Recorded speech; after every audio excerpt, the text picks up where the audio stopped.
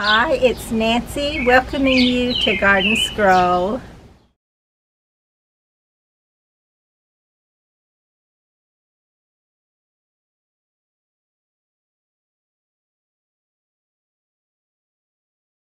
Everything in this little pot died except my little coleus.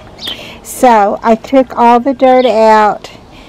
I mixed it with some perlite and some peat moss in the bottom part of it, and then the top half I filled it with African potting soil mix because I read that both petunias and, well, actually calabachoa is what I read about, but I'm pretty sure that the petunias will like it too, and the bacopa. And this is the little combination that I wanted, and so I told myself if I can find those two plants again, I'm going to try it one more time.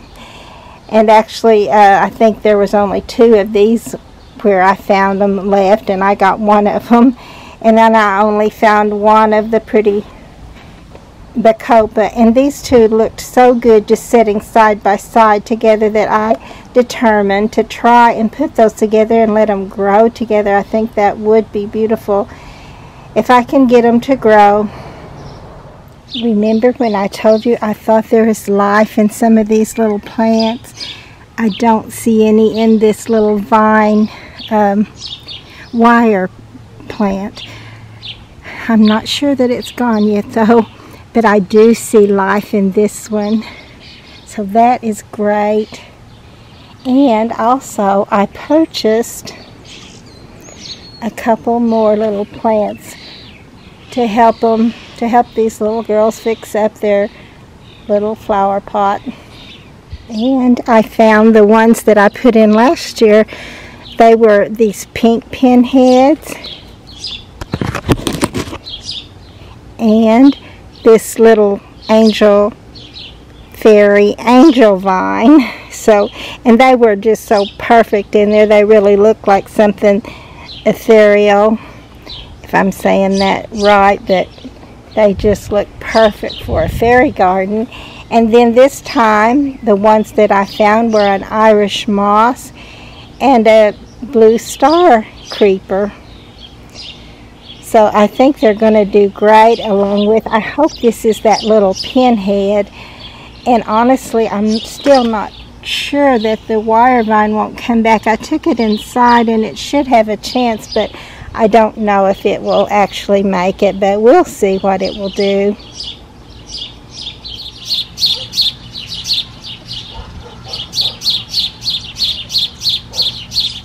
Today is the 16th of May, and I worked myself to an absolute frazzle yesterday.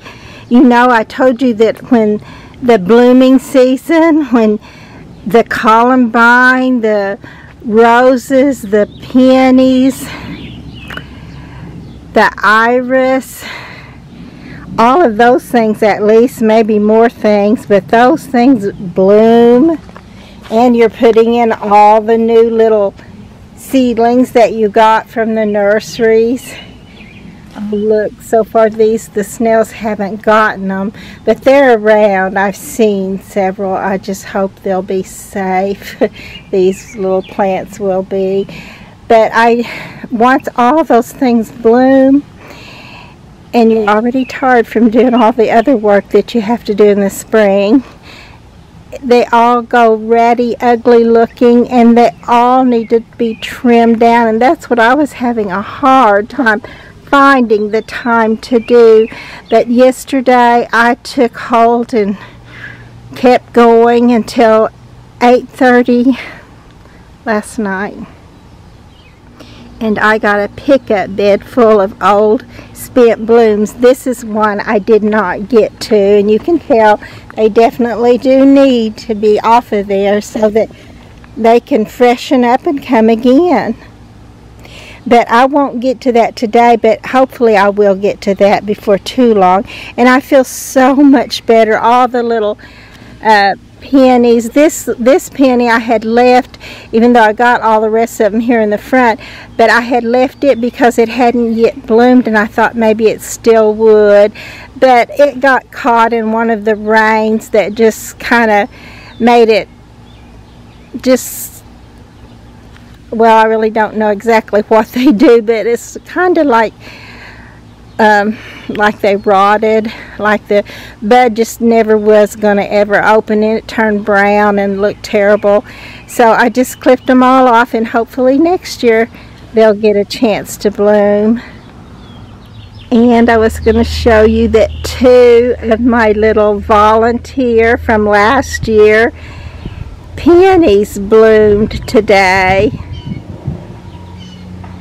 And not peonies, of course, but petunias. Aren't they sweet?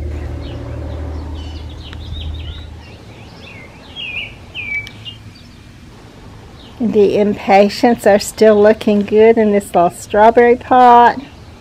Now I'm getting anxious to see how everything fills out and hopefully looks beautiful. I still had to purchase some more plants today for things that just did not establish themselves and just sit there and petered out. So, but hopefully we'll get it all going. If that don't work, we'll put a zinnia seed or something in there and hopefully have it full and pretty for the summer to show you, and just because I enjoy to look around at it and enjoy it myself. Right now I'm seeing that there's a sprig of grass growing right here in this little pot. We don't need that. But these little coleus, I'm not sure. I think there's only one that's the one. At first I thought they were all these beautiful little strawberry drop coleus, but they can fill an entire pot up. And they're so pretty. So we'll just see how they will do, and hopefully we'll get to just enjoy them in their fullness.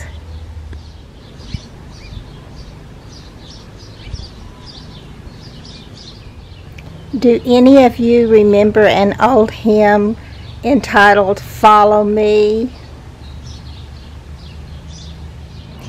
And there's another hymn that has the words, there's a cross for everyone and there's a cross for me. But I was thinking about that first one that I mentioned, "Follow Me," when Jesus said, "The cross became so heavy, I fell beneath the load." And I've already told you that I forgot my mom's birthday party. I didn't actually forget her party. I just forgot to go. I was out here in the garden trying to calm down because there's so much to do, and I was so far behind, and I didn't see ever catching up. Oh look, this is one of the things I did right here. This was just covered with honeysuckle, but I left the root, and hopefully it'll come back. It always has before. And that rose in the center of it, it looks pretty bad right now, but it was looking way too overgrown before. That there was so much to do right after all that beauty in the garden. You know, all that beauty died, and there it was still hanging on the plants, making them look awful. But I've got, actually I have all the peonies, unless I missed one that I come across and say, oh, there's one. But I've got all of them trimmed back. The color is gone now. They're just little green bushes here and there in the garden. But they look so much better, so much neater. I even trimmed some of the roses. I don't have all my roses trimmed yet because some of them still looked pretty good. At least they still had a lot of color in them. So, but I do need to do that, and there's still a few bushes I need to trim. But I found myself needing to do all of that at once and go to birthday parties and graduations and just so much, and I wanted to do it all. I really didn't mean to complain, but actually when I went to my grandson's graduation, I complained to my sister Rose the whole way. I just couldn't seem to help it. I think my load had become so heavy then that I couldn't bear it. I just couldn't keep going like that. But I don't know really how I kind of came out of it, but I did one day. I got out here and just worked myself to a frazzle. I was, well, my diabetes always shows up, you know, and then I was just so tense and so just feeling like, you know, I might bite somebody's head off if they looked at me the wrong way, or if they even looked at me at all. So, you know, and my husband, of course, he gets the brunt of that, but he handles it so well that he acts like, oh, it's nothing new, she'll get over it. I don't even know if he listens to what I'm griping about and realizes what I'm going through. He just knows I'm griping, and I'll stop sometime. So, but anyway, all that aside, I'm grateful that he handles it as well as he does. But I was just losing it. It's true. I just was losing it, and I had lost it. That's the way it was. But you know, it just reminded me of that song that even Jesus, it became too heavy for him too. So he knows exactly what it's all about when our crosses become too heavy to bear. And my sister Jetty has been going through some struggles in her life, and not that she's new to struggles, for sure, because she has struggled with her health and different areas in her life for forever. So but sometimes, you know, it just gets too much, and you just need to call in some reinforcement through prayer, through, I really don't know. I know I got out here, like I said, and just worked. And I worked until I couldn't even go to sleep that night. I was so tense. But the next morning, something had changed in me, because I got that done. I got so much of it done. Not everything. Is everything ever done in a garden? I don't think so. It just keeps on. It's just like housework. It just keeps on happening. But somehow by the time I went to my great nephew's graduation, I told my niece, I went to see my niece Lacey's home. They moved to a different home that they're purchasing. It has a humongous big backyard. I can't wait. I hope I'm alive to get to see what they do with it, her and her husband Jimmy. So, you know, it's just those wonderful things, and those are things you don't want to miss. I don't want to miss those things. I want to share all that with them a little. I mean, you can't share it all, of course, but some very important dates and things in their lives you don't want to miss.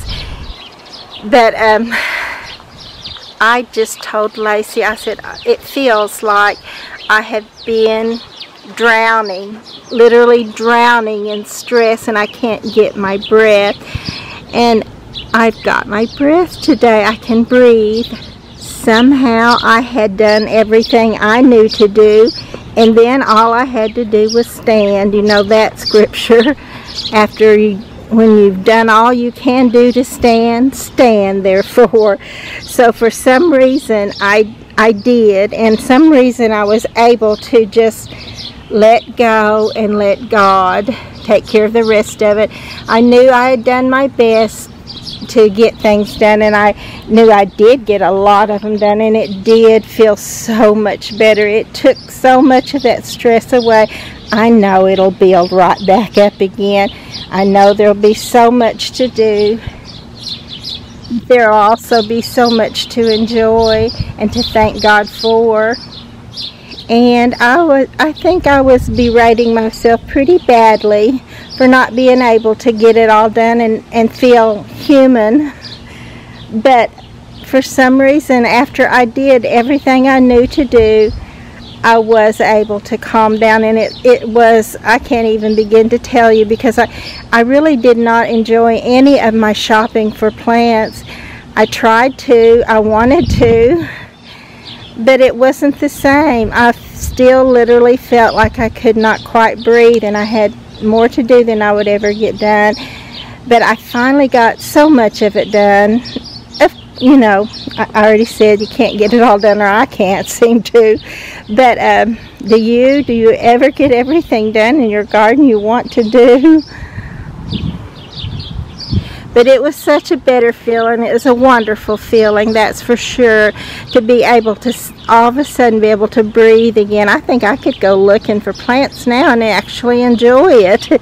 So there was, you know, pieces of those things. Even when you're terribly stressed, you can enjoy, but at the same time you just wish you felt better so you could truly enjoy it. But maybe that'll come another year. And my sister Kathy and my lifelong friend Susie are still planning on going shopping for plants if we get a chance. We just have not been able to get together when life is still so busy. I thought when I got retired and older it wouldn't be so busy, but that has not happened for me. Of course, I started gardening in earnest once I quit work or got laid off at the plant. But whatever, you know, it's been great to have that time, and I'm so grateful for it. I certainly wish things would have happened differently, but that's another story. And today is a story about just enjoying and the beauty of the garden. And oh, look at this little pot. I did finally get things put in it. I just got this done day before yesterday, so they have not settled in. I hope they're able to settle in and that this will just look like a big pretty bouquet all summer long.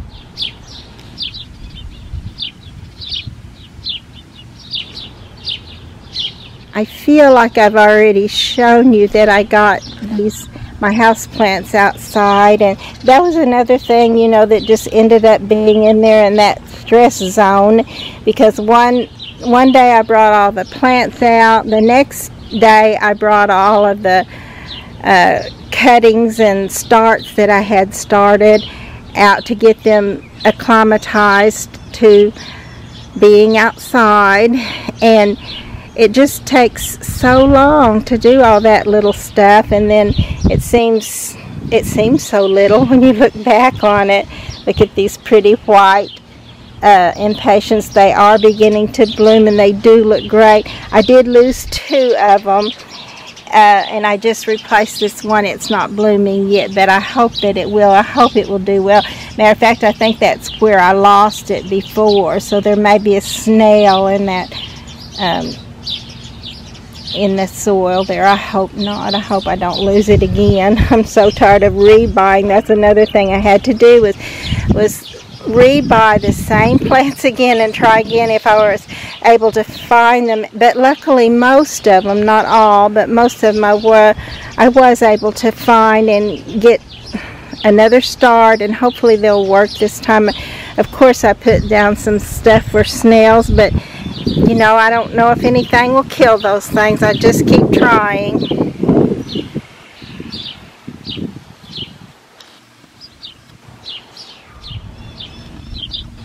So many blooms are gone now, but look at this. The lilies are beginning to open their beautiful bloom. This one just practically startled me when I first saw it. So pretty. Another one I had to go get my husband and bring him out here. I said, right about here, when we got right here, I said, you're going to start to gasp. And he walked right up to it and said, oh yeah. So it's pretty neat to get to share it with someone. It's neat to get to share it with you. I hope you're enjoying the garden. And I don't know if I ever showed you that I just decided to put purslane moss in this little pot. And today it's blooming and looking great. We did get, let's see, 2 days ago we got another ½ inch of rain.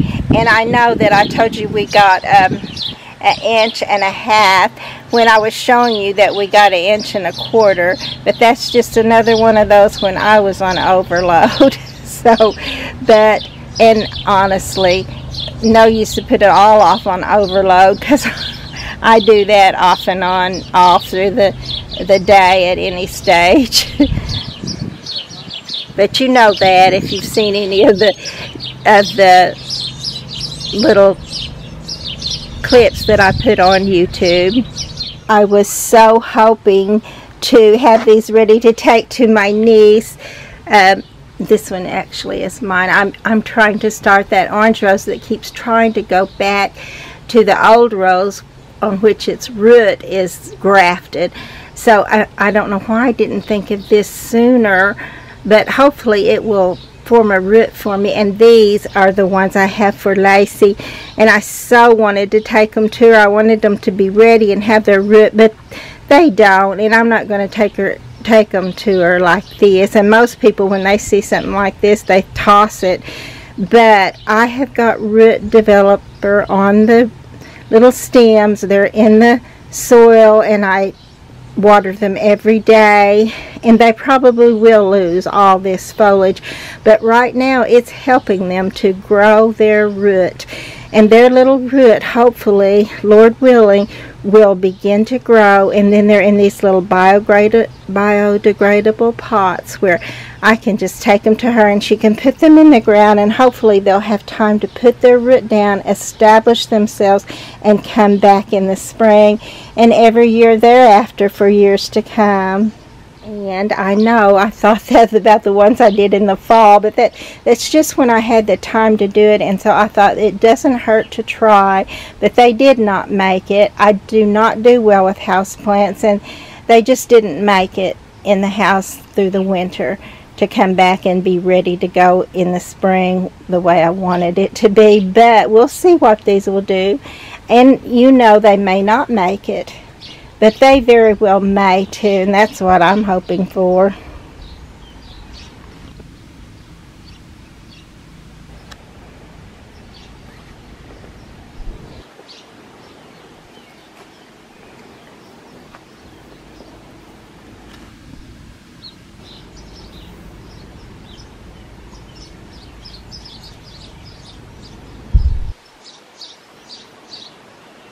And this little pot is the one that I put. These are the exact same things I put in before, and the petunias and the bacopa both just promptly died. And so I read that you can use African violet soil for the bacopa and for calibrachoa. So I'm thinking it will also work for petunias, because calibrachoa is a mini petunia. So in my little Colorsaurus coleus was looking great, and it's still looking great. So I'm hoping this little pot will just take off and go. I hope that African violet soil will make such a difference that it'll be able to grow and go for way past June. All the way through would be great. I also did put it up on a taller stand so that it gets a little more sun. I know it says they like sun, and I know they do, but they also like some shade. Here in our Oklahoma sun, it gets really hard on them. And I guess I've lost all of my calibrachoas, or coas, so I did purchase another. I did fill this whole pot up with African violet soil, and I'm giving it another chance too. And so far, of course, it's been in there 2 days now, but the other one began to die the first day. So I don't know, I think the soil was too heavy for it, and I think that food that I used was I should have read and used it the way it said to, and on the plants it said to, but I assumed it was just like the osmosis coat type that I normally use, and I just put it in with everything. So, and that was not the way to do, because a lot of my plants burned from that. So I just had to learn the hard way on that one. But doesn't this look great right now? And I hope it'll continue on. Just fill out that pot. And this little one that I saved in the window, this is dew plant, and it's looking good too. And usually once it's still a little oh, how would I say it? It's not, I don't think it's stressed anymore, but you can tell it's kind of had a rough life there in the window in the glass, and then when it comes back out, how it goes into that transplant shock. Like, I don't know if I want to live here. It's hotter out here. It's not, there's bugs, you know. I think it has to make up its mind, but I think it will, and once it does, it usually just thickens up, hangs over. I'm expecting this whole half of this pot to be filled and hanging down with this, and then the one in the front with the calabachoa is my hope for this little pot for this season, this growing season. And after our last little rain, even this little pot is beginning to show signs of little seedlings coming through. So that is so great. That's just another thing that, you know, when you can see the fruit of your labor, that makes a whole world of difference on that heavy load. It lightens it quite a bit.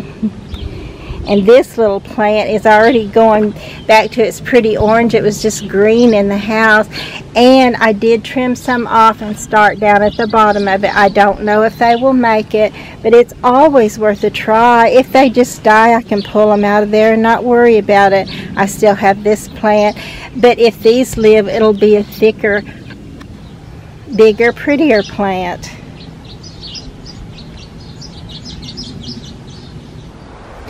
I had several things that made it all through the winter inside, and then I brought them outside and they died. And the little spike that I had here was one of them, but I did purchase another one, so we're going again. I did transplant some of my little black and blue salvia to this little pot right here. I tried this last year and I thought, well, this probably won't work because it grows up much taller than this little area right here.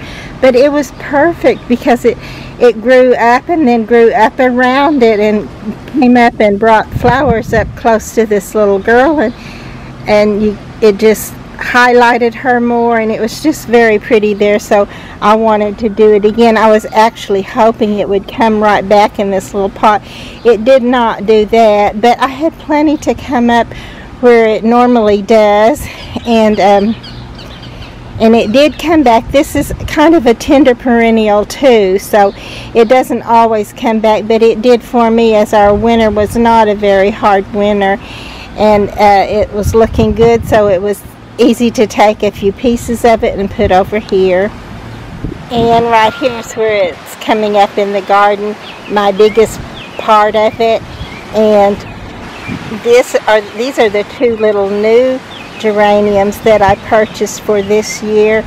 Look, the one's already blooming. Isn't that a sweet little pink? I hope they both make it and just keep on going and look great for years to come.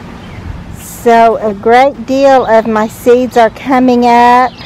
Some of my little nursery plants are beginning to, you can tell they've put their little root down now. They look a little more healthy, and I think they've got a good chance. So now I'm just thinking, let it let it grow, let it grow. The penstemon is blooming. I meant to ask Elwina at church this morning if hers was blooming this year. She got some last year from a start from this, and I have a feeling it probably already is up and beginning to bloom. This morning our pastor spoke of what would you do if in a perfect world, what would your job be? And he looked over at me, and like some of these gardeners just love to garden. They would do it even if they didn't have to. It's their chosen work because they love it. And while part of that is true, then he went on to say, but we are still living under the curse, so even the things we love are not always easy. And that is definitely the way it is right now, because even though I love gardening, I would not want to be without it. I wouldn't want to be without the purpose it brings to my life. And he even spoke on that too, of us needing to feel that purpose that God put us here for. And I definitely do feel that. I know that he told me I could do this garden. He actually said you could make it beautiful. And that's what I finally set out to do. At first I told him, well, no, because Ronnie doesn't want flowers and stuff out here. He has to mow around. But, you know, things have changed since then. But mostly the part I love about the garden is just the essence of having a garden. Just the beauty of walking around in it in the cool of the evening or the morning. I'm much more of an evening person than a morning person, though. But I love that part of that feeling, and that nature being around you and hearing the birds and the bees and the butterflies, the hummingbirds. We have some cardinals that come around pretty often. They check out the bird feeder and look at me and try to encourage me to fill them up. So, and sometimes I do, and sometimes I'm like, I'm too busy for that right now. So, but that's the part I like. I always think about, like, when the scripture that says, you know, Jesus, he endured the cross, despising the shame for the glory set before him. And that's the part I like. The part where you can just feel the glory of the Lord, the essence of his spirit walking around you, knowing that he was the beginning of all gardening. You know, he made all this, and then he looked around one day, I'm assuming, and he decided, you know, that would have looked pretty beside that. I think I will build a little spot where I can put certain things together and make certain colors and certain textures just kind of shine together and bounce off one another in their beauty. And that's the part I love. That's just the part where you feel like you're one with nature and you're doing something that that God is in, that you're kind of working with him. And I love that feeling, and I just love the peace and goodness of the beauty of the garden. We ate some cherries from our tree yesterday evening, and I'm seeing that we have a few blackberries just almost ready. And what I wanted to do when I came back here is to show you this, because I did get all of this row of where it has peonies and daylilies growing. I got all of the peonies, the old dead peonies, clipped off, and all of the old dead stalks of the irises clipped off. So that is great. It makes a lot of difference. It's not as pretty as it was when they were blooming, but just having the already stuff off just gives it a little more dignity, I think. And just in time for the daylilies to bloom, because they're beginning to put their buds on.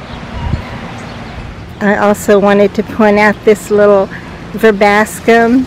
This is like white with purple eyes, and I grew this one. If you can remember, if you look back, and I have where I started it from a little seed, and then it grew and it had a bit of the foliage grew last year, but this year, of course, it's put on a bloom, or they're buds right now, soon to be blooms. And these, of course, are the larkspur. I love it. They can get out of hand, so I will try to come out here and trim these off when they go to seed. Oh my, as I say that, I'm seeing that this one right here, this one is already gone to, has already gone to seed. If I can, I'm going to clip that one off right now. And I did get it, so I'm gonna, I don't want to get quite all of them. I do want some of them there, but they get to be so many. I actually had them killing out my irises, and not because they crowded them out. I thought, oh, these are fine. They just grow up with things. They don't crowd anything out. But they also take the sun away from them and shade them out. So that's another thing I've learned from gardening, is not only do they sometimes get choked out, but they can also get shaded out. So, and actually this little verbascum, they're getting pretty close to it. I may wish I would have kept the larkspur and let go of the verbascum at some point, but not right now. I'm anxious to see this one in bloom. And things are beginning to even fill out. This tiny little one that I put here is filling out, and it won't be long till it'll drape down and just keep on going quite a ways. And I'm thinking it's going to be beautiful, and I am definitely just ready now to watch it grow. This Sweet William is another beautiful plant that's blooming when the roses and peonies and iris and all those beautiful spring blooms, the columbine, like this little blue, powdery blue one right here. And they are all going away, even the Sweet William, which does have a long and pretty bloom time, but you can tell it's getting a little more sparse, and it'll soon be all gone. But it will leave seed, and it will come up again next spring. And they do bloom for quite a long time. I'm going to miss them. All the more reason to tell all these new little nursery plants to go ahead and grow and do your thing, because they'll be kind of taking hold of the garden, being the only thing that's really blooming. This other stuff will probably be, well, this is tall phlox, and it will be blooming in July. And so will the crepe myrtle. There's still lots to bloom, but a lot of the times too, the annuals will carry the garden through those times when everything else is kind of taking a break. And this is the area I was telling you is just some hard ground, and I softened it up a bit by watering it, and I put a couple of pieces off of the anchuzu, and then about 3 from the keys of heaven. And these the keys of heaven are like succulents, and they should, I think they will make it here, we'll see. And then the anchuzu, I'm not sure, but I would love to have them started someplace else. They do get enough shade here, I believe, and if they will work for this spot, I think they will be pretty too up against this little building. I've also got to spray for bugs again. Another thing I wanted to do in the garden, when practically half or more of the garden, everything in it needed trimming, and then we had places we needed to be besides the garden, and things got so hectic that I pretty much lost it. But one of those things was, I have a gara in the back gardens, and I wanted to transplant it right along this area. This one I transplanted last year, and it's doing great, but all the rest of them that I transplanted failed.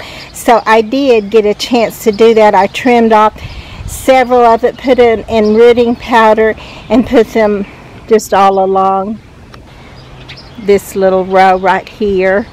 And of course they all look pretty pathetic right now, but they're building a root. They may already have some of their roots started, which will be great. Let me go on up here to another one of them.